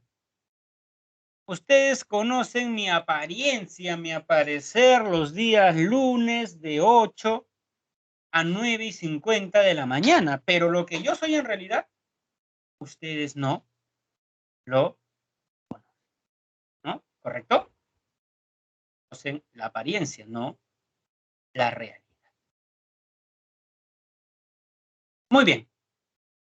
Pasamos a Hegel. Hegel, jóvenes, dice en la fenomenología del espíritu la siguiente frase. Mi propósito es hacer que la filosofía deje de ser un amor a la sabiduría para que se convierta en la sabiduría misma. O sea, el filósofo ya no debe buscar, ¿no? Digamos, si esta es la sabiduría, recuerden, el filósofo debe buscar la sabiduría. No, el filósofo debe captar la sabiduría. Debe ser un saber, pero debe ser un saber absoluto. ¿Recuerdan el ejemplo que les puse de Hegel la semana pasada? Porque las ciencias son saberes regionales. ¿Recuerdan el ejemplo del árbol y del bosque? Seres vivos, biología. Cuerpos celestes, astronomía. Materia, química. Espacio-tiempo, física. ¿No? Entonces, Hegel dice que aun cuando las ciencias se desarrollen de manera considerable, siempre va a ser necesario un saber como la filosofía, que una los saberes parciales de la ciencia. ¿Correcto? Por eso la filosofía es un saber absoluto de toda la realidad, podríamos decir, para que quede más evidente. Con esto, Hegel, como hemos visto, cuestiona la definición etimológica. La filosofía debe captar la sabiduría en vez de solamente amarla, ¿no? Y es un saber totalizado. ¿Correcto? Ahora, otra idea fundamental de Hegel es el método dialéctico. Tesis, antítesis, síntesis. ¿No? A ver, jóvenes. Tesis. O sea, Hegel dice que la realidad se mueve en esta tríada. Tesis, antítesis y síntesis. Tesis es afirmación de algo. Pero luego va a haber una negación. Así como se afirma exageradamente algo, se va a negar exageradamente ese algo. Pero luego va a venir un momento de síntesis. Síntesis en alemán es Aufhebung.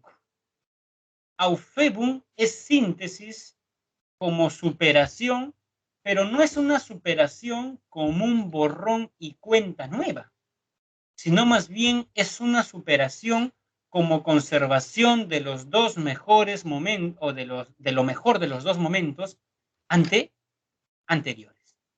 ¿Correcto? repasemos a Kant, ¿no? Especialmente para Rocío, que dice que a veces no, Kant. Bueno, Rocío, tu comentario me parece atinado, porque en realidad, de los filósofos que vamos a ver, yo también creo que Kant es el más denso, ¿no? De los que vemos, de los que hemos visto en estas 2 semanas, ¿correcto? Muy bien, así que lo que usted señala es algo usual, ¿no?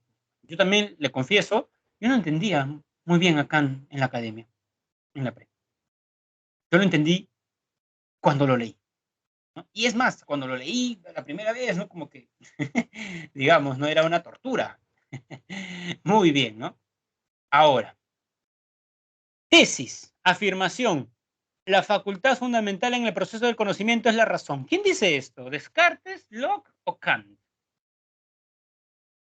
La facultad fundamental en el proceso del conocimiento es la razón.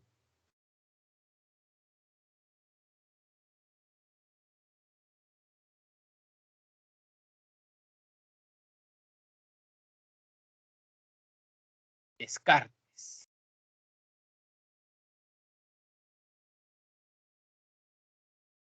Mire, su compañero Carlos Daniel es un profesor, y en el fenómeno noumeno, ¿no? Yo conozco su yo como profesor, pero yo no sé lo que usted es. Y si usted es un psicópata en serie, jóvenes, tengo la cara de ser un psicópata, no creo, ¿no? Pero ¿quién lo sabe, no? Los psicópatas, digamos, son personas, digamos, ¿no? Que no sienten remordimiento ni más, ¿no? Pero claro, podría ser que una persona es malvada en el fondo, ¿no? Pero ustedes conocen su apariencia. Claro, la verdad, Nicole, siempre la verdad, ante todo. Mentirle a un filósofo es darle un flechazo en el corazón, ¿no? Claro, darle un flechazo en el corazón, ¿no? Definitivamente, o sea, por una cuestión vocacional, el filósofo está comprometido a la verdad, ¿no? Descartes. Miren, ¿ah? Tesis. La facultad fundamental en el proceso del conocimiento es la razón.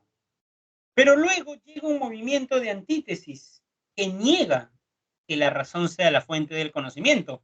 Y más bien dice que la fuente del conocimiento no es, ahí está la negación, no es la razón, sino la experiencia.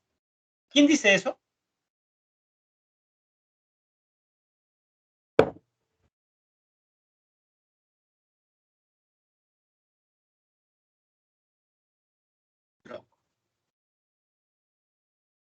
Pero Hegel dice, siempre hay un tercer momento donde se toma lo mejor de los anteriores.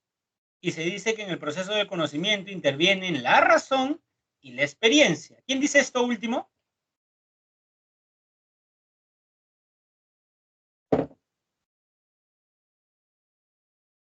Entonces, el movimiento de la filosofía moderna es dialéctico, ¿correcto? Es dialéctico, que llega a la síntesis. Ya saben, cuando vean este fondo, que toman foto, ¿no? Este ejemplo lo pone Hegel en las lecciones de la historia de la filosofía. Ilustración. La Ilustración subrayó la importancia de la razón y menospreció los sentimientos, sobre todo el sentimiento religioso. ¿Correcto? Pero luego, estimados jóvenes, tenemos un movimiento de negación. ¿Cómo se llama ese movimiento que niega el ensalzamiento de la razón y subraya la importancia de las emociones y los sentimientos? El romanticismo. Y niega más bien la razón por ser fría y calculadora, ¿no? Ahí está el movimiento de tesis y antítesis. Luego debería venir un movimiento de síntesis donde se tome lo mejor de cada momento y se reconcilie las competencias de la razón y las emociones. ¿No? Muy bien. Y, estimados jóvenes, ese es un movimiento dialéctico en la historia, por ejemplo, más que en la historia de la filosofía. ¿Correcto? Muy bien. A ver, podemos poner el siguiente ejemplo, ¿no? A ver, ¿qué hora es? Porque nos faltan 2 pensadores aún, ¿no? Según Hegel, no hay ideas antagónicas irreconciliables. Es una muy buena pregunta, Pablo, ¿no? Según Hegel, el movimiento de la historia es dialéctico, ¿no? ¿A qué ejemplo se refiere usted, estimado Pablo? ¿No?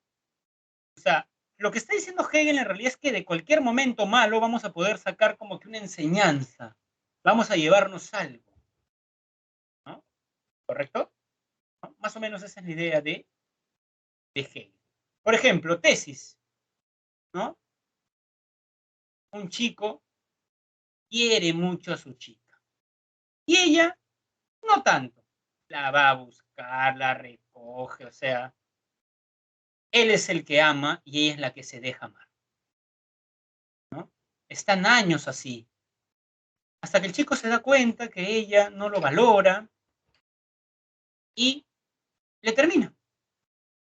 Y claro, esta chica se ha acostumbrado a que él siempre la llame, le escribe, esté pendiente, y de pronto él no le escribe, o sea, quiere terminar porque se ha dado cuenta que el amor es de dos, no es de una persona. Por más que una persona esté muy comprometida en una relación, si solo esa persona está comprometida, eso tarde o temprano va a terminar. Y decide terminar con el dolor de su corazón. Pero cuando decide terminar, ¿no? Ahora la chica es la que se da cuenta, eso es muy usual, ¿no? Se da cuenta que sí lo quiere, que él siempre ha estado presente, que es un buen chico, y ahora es ella. Nunca iba a buscarlo en la universidad, ahora sí ella va a su facultad. Nunca posteaba fotos, ahora sí postea fotos, ¿no? Recuerda los libros que le regaló, las canciones que escuchaban, ¿no? Digamos, ¿no? Y peor cuando ve que él ahora para mucho con una amiga, ¿no? Está ahí detrás, va a buscar a su casa, le llora y le dice, pero ¿por qué esto, el otro? Y él le dice, tuviste tu oportunidad y no la supiste aprovechar. Bueno, esa es una canción, ¿no? Muy bien, ¿no? Entonces, ¿ven? Primero, el chico quiere a la chica. Vamos a decir, ¿no? Javier Pérez quiere a, ¿no? María. Después es María la que quiere a Javier. La síntesis sería cuando los dos se quieren. En las relaciones, a veces hay un cambio, ¿no? Eso pasa, en una relación larga pasa, ¿no? Siempre hay uno que está, ¿no? Pero luego es como que, ¿no? El otro, ¿no? El otro. Y luego viene la síntesis, cuando los dos se quieren, ¿no? Cuando los dos se quieren. Aunque también puede ser que los dos ya no se quieran, ¿no? También puede ser otro, eso, ¿no? Pero aunque dejara a la actual chica, es posible que no funcione, claro, pero esa también sería una síntesis. ¿Y sabe por qué usted, señor de Nilsson? Porque acá ella no lo quería. Acá él no la quería. Y acá los dos no se quieren, ¿no? Claro, no es tomar lo mejor necesariamente, ¿no? De los dos, pero no. Sofoca. Wow. Muy bien, jóvenes. Les sofoca Hegel. ¿No? Y eso que jóvenes ustedes ven ideas así amenas, ¿ah? ¿No? Digamos, a ver, lea la fenomenología del espíritu para que sepa qué es sofocarse. Muy bien, ¿no? Así son las parejas al comienzo, al menos. Bueno, ¿no? Ahí está la dialéctica del amor. Vayamos a Marx, ¿no? Ahora que veo que los congresistas dicen, ¿no? Son unos marxistas, ¿no? Para hablar sobre un filósofo hay que leerlo, ¿no? A ver. ¿Qué dice Marx? ¿No, jóvenes? Marx, jóvenes, defiende el materialismo histórico. Materialismo histórico, ¿no? O sea, a ver, jóvenes. Marx lee a Hegel y la filosofía, digamos, ¿no? En la propaganda de Chile le hicieron una canción. Ah, mira, a ver, Ruth, por favor, yo que a veces soy un poco despistado en eso, si podrías ponerme el nombre de la canción, a ver, para escucharla. Yo, que mi corazón es rojo y que soy izquierdo, ¿no? A ver, quizás, ¿no? Muy bien, jóvenes. Ahora, Marx defiende un materialismo histórico. ¿Qué es un materialismo histórico? A ver, para Marx, la esencia del hombre es el trabajo. Y cuando el hombre trabaja, construye relaciones sociales de producción. Es decir, cuando tú estás en una empresa, eres el contador, el costurero o el que cuida en la puerta. Estableces relaciones. Y estas relaciones van a determinar la forma que tienes de pensar. ¿Correcto? Ahí está, ¿no? Estructura económica, el ser social de una persona va a determinar la conciencia social. A ver, pongamos el siguiente ejemplo. A ver, jóvenes, en las fábricas, en las UP, unidades de producción, la racionalidad es la racionalidad instrumental. Todo es costo-beneficio. Y lo que importa es el dinero. O sea, en una empresa, muchas veces es así, ¿no? Costo-beneficio. A ver, este obrero está en el sindicato, no, muchas cosas. Además está mal de salud, hay que despedirlo y contrata a un joven mejor, ¿no? Costo-beneficio, ¿no? Hay que contratar a personal de Venezuela porque cobran más barato. Si pagamos menos, vamos a ganar más dinero, ¿correcto? Muy bien. Sin embargo, jóvenes, ¿cierto o no que en el capitalismo esta idea, que es propia de la producción de la UP, de la empresa, se va, por ejemplo, a la religión, al amor, a la política, a las formas de pensar, a la ideología, ¿no? Esto es la economía.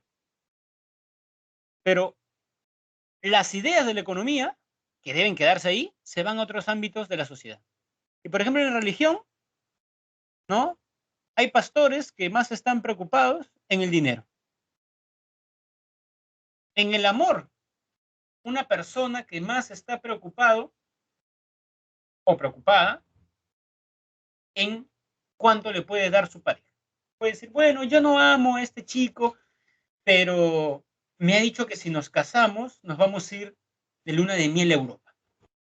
Tiene su departamento, claro, por ejemplo, lo que le conviene más, su mentalidad es instrumental, medio fin, ¿no?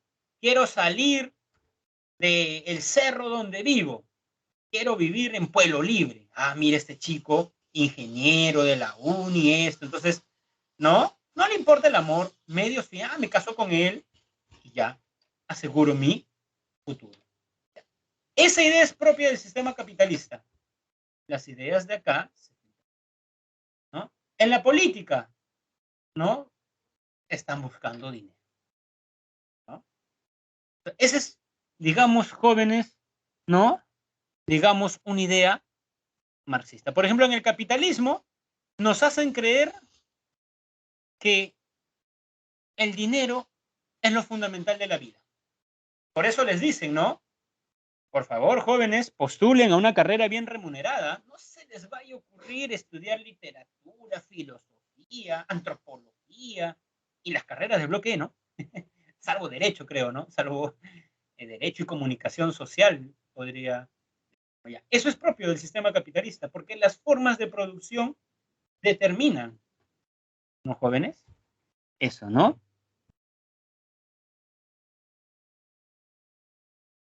Pregunta a las mujeres, dice, bueno, ya, bueno, ¿no?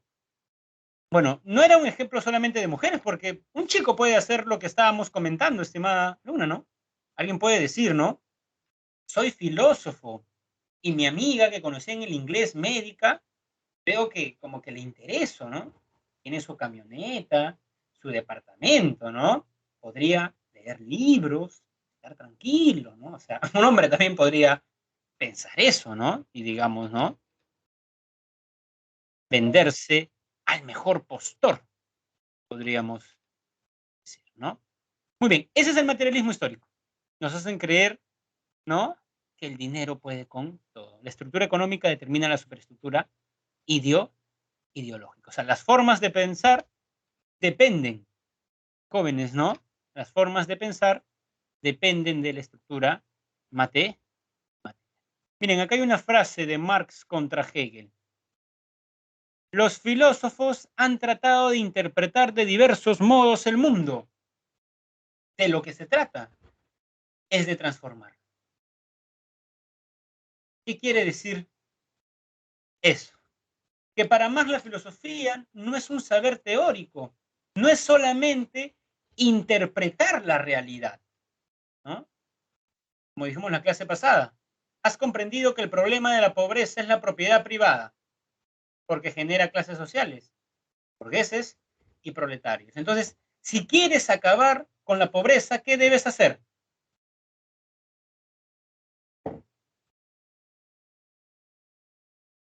Ser radical. Ah, muy bien. No lo quería decir, Rocío, pero por eso están de moda, ¿no? Los sugar daddies y la sugar mami, ¿no? Por ejemplo. Eso es propio de un sistema capitalista. Estimada Rocío, nos tratamos como cosas, como mercancía, nos cosificamos, nos vendemos al mejor postor, ¿no? De eso también habla Marx, de la cosificación de las personas, ¿no? Nos vendemos al mejor postor, ¿no? Pues está mal, ¿no, jóvenes? Está mal. Pues, ¿no? A ver, de lo que se trata de transformarlo. Les hice una pregunta. Propiedad privada. Propiedad privada. ¿Qué pasa si yo quiero acabar con la pobreza? ¿Con qué debo acabar para Marx? Si quiero acabar con la pobreza. Porque la pobreza, ¿qué le origina? La propiedad privada. Que algunos tengan los medios sociales de producción. ¿Correcto? Que algunos tengan los medios sociales de producción. A ver, jóvenes, ¿no se acuerdan del ejemplo que les di la clase pasada? ¿No? Si yo quiero acabar con la pobreza para Marx, ¿qué debo hacer?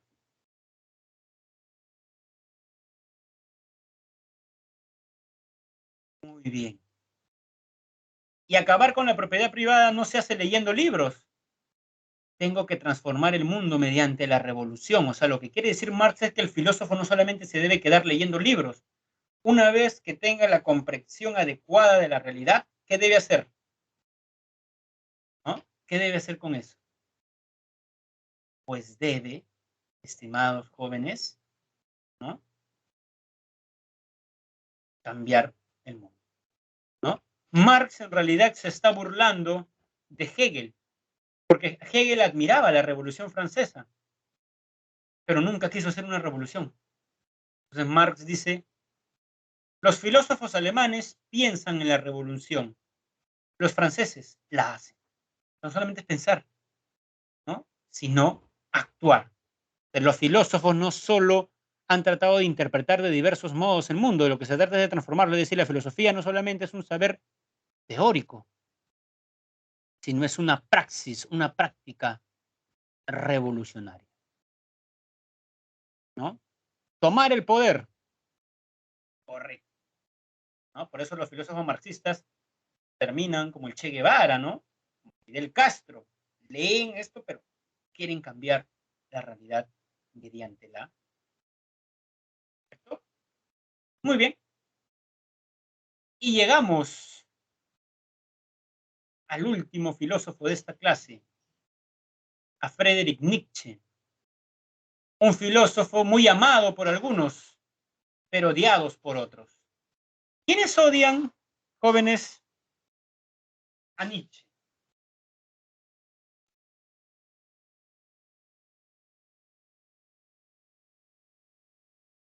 ¿Quiénes creen? A un filósofo que dice Dios ha muerto, ¿no? ¿Quiénes creen ustedes que odian a Nietzsche? Los cristianos usualmente. ¿Cómo es posible? Dicen que una persona haya dicho, ¿no? Dios ha muerto. Y te cuento algo, Gabriela, ¿no? Una vez al frente de una iglesia en el centro de Lima habían escrito la frase Dios ha muerto. En realidad eso está mal, pues, jóvenes, porque imagínense el cura se levanta tranquilo, ¿no? A ver, y veo, o sea, Pasando ¿no? creo que una película, profesor. ¿Perdón? Una película habla sobre ese tema. Dios está muerto. Y había un chico que dice que Dios no está muerto y que era un tema también de filosofía.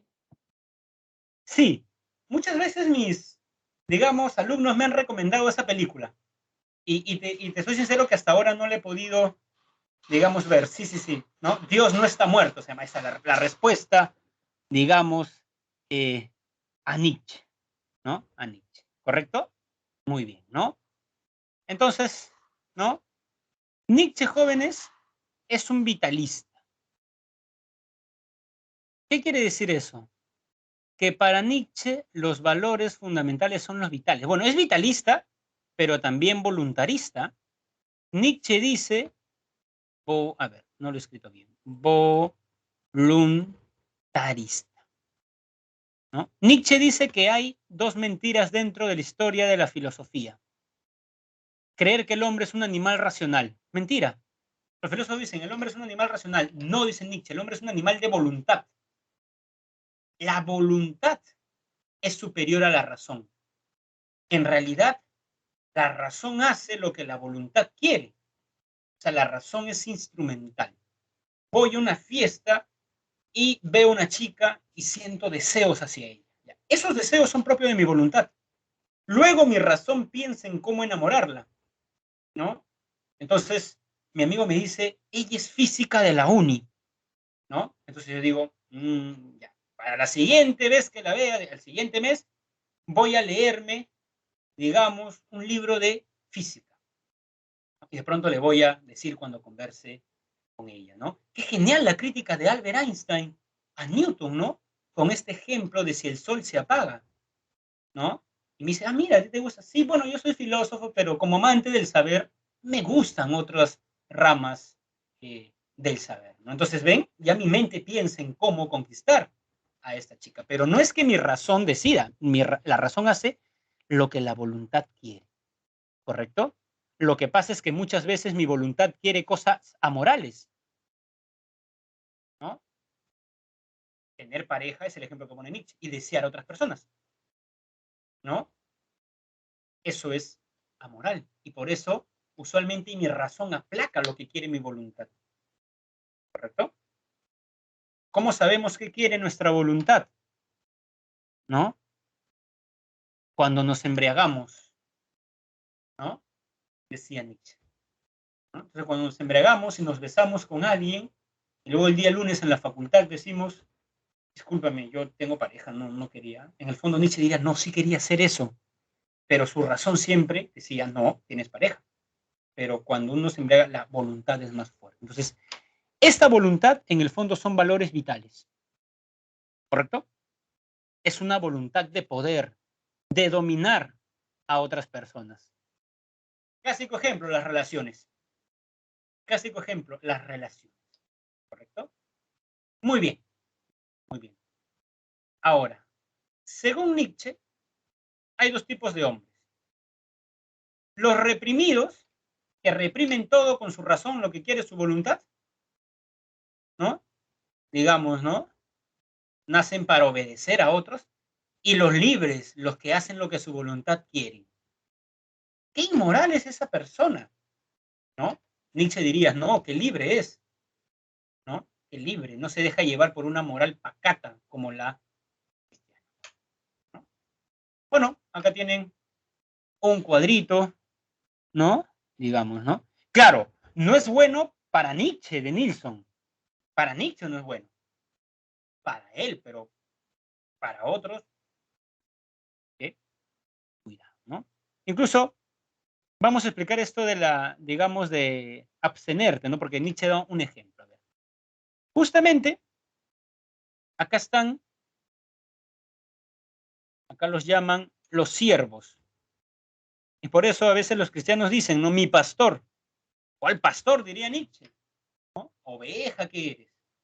Nada de pastor. Es ser libre. Pero ven, en la misma palabra, ¿no? Mi pastor, ¿no? Es un siervo. Porque niega los valores vitales. Por ejemplo, según Nietzsche, el cristianismo le ha declarado la guerra a la sexualidad. Tanto así que un ideal es un cura y una monja. ¿No? Un cura y una monja. Creemos que son puros porque tienen una vida de castidad. ¿No? Y es cierto, ¿no? ¿De dónde se colige eso de que no tener relaciones hace que una persona sea mejor que otra? Por eso hay Lutero es clave, los protestantes, ¿no? Bueno, los pastores de la iglesia también tienen hijos, ¿no? Y son buenas personas, muchos de ellos.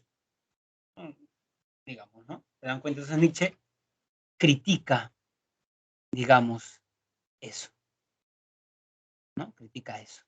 Critica la compasión, no uno debe dominar a otro, voluntad de poder. Primer principio de nuestra moral, muerte a los débiles, y hay que ayudarlos a morir por amor a la humanidad, ¿no? Esa es una frase de Nietzsche en el Anticristo. Entonces, mientras muchas personas ven a un cura algo más elevado que el común de los mortales, Nietzsche diría que no son elevados. En cambio, están los señores, los que aman los valores vitales, aman su cuerpo, aman sus instintos, ¿no? No son pacatos sexualmente. Y además, estos son los señores y son los Übermensch en alemán, los superhombres. Es un superhombre, aquel que va a hacer la transmutación de los valores, va a llevar los valores de los resentidos contra la vida, los reprimidos, los perdedores, los cristianos, a quienes aman la vida, a quienes le dicen sí a los valores vitales. La sexualidad, uno de ellos. Y dos, van a aceptar la muerte de Dios. Nietzsche, estimados jóvenes, ¿no? Nietzsche dice lo siguiente, ¿no?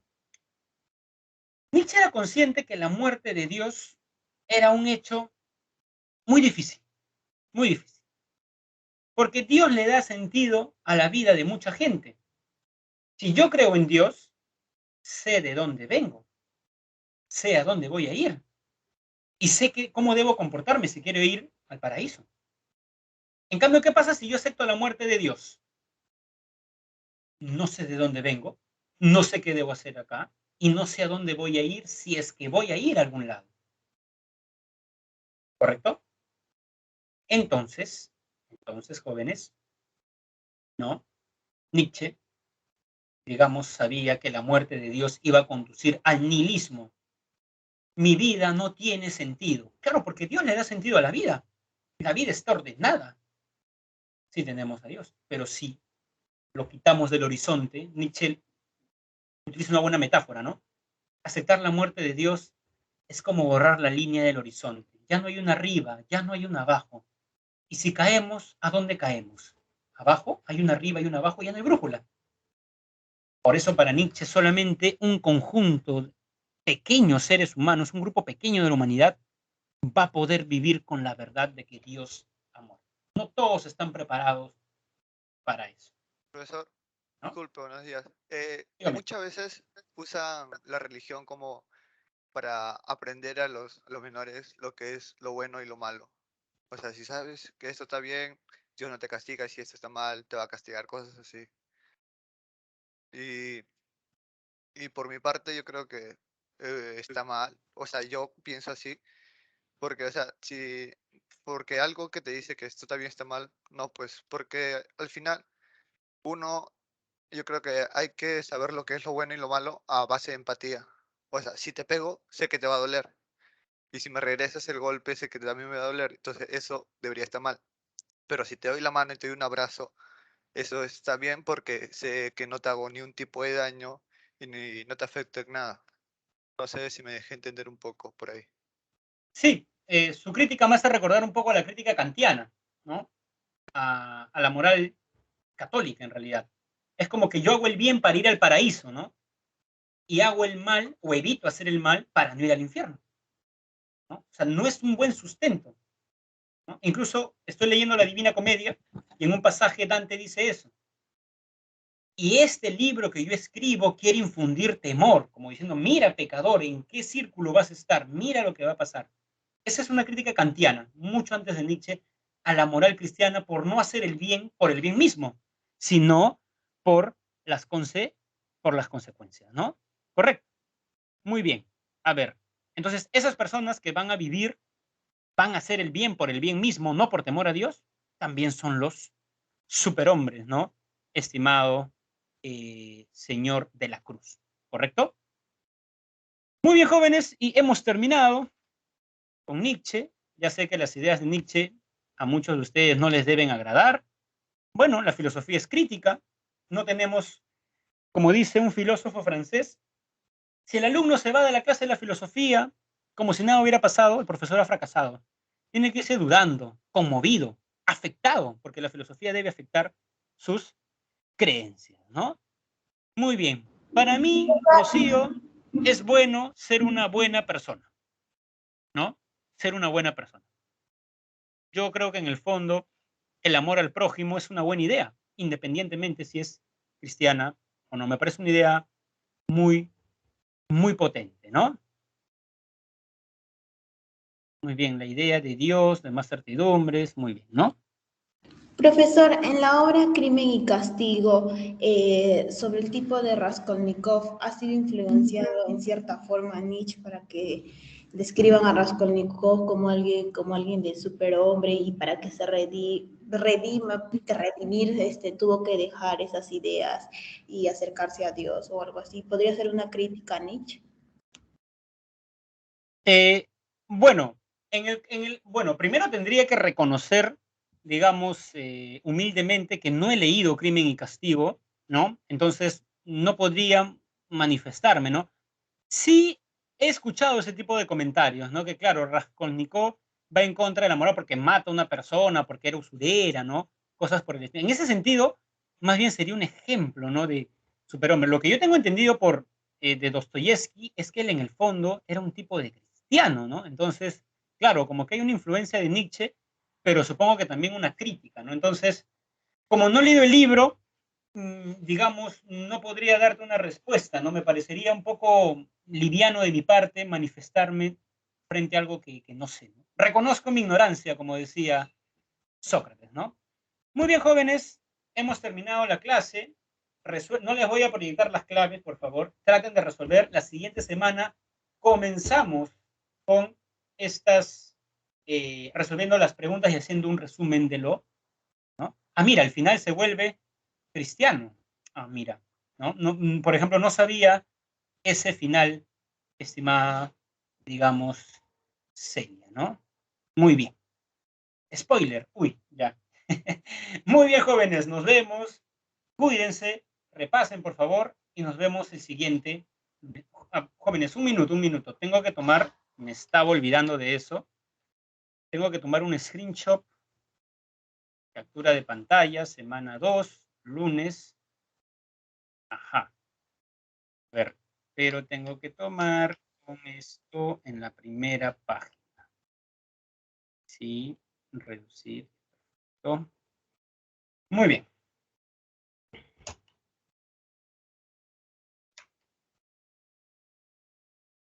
Muy bien, jóvenes. Les voy a dejar un par de videos ya sobre lo que hemos visto el día de hoy. Ya veo que les ha interesado la clase. Entonces, ahí está, datos para alumnos. Ya, muy bien.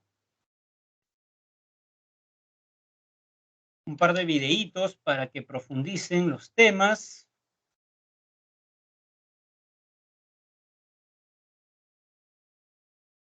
Está.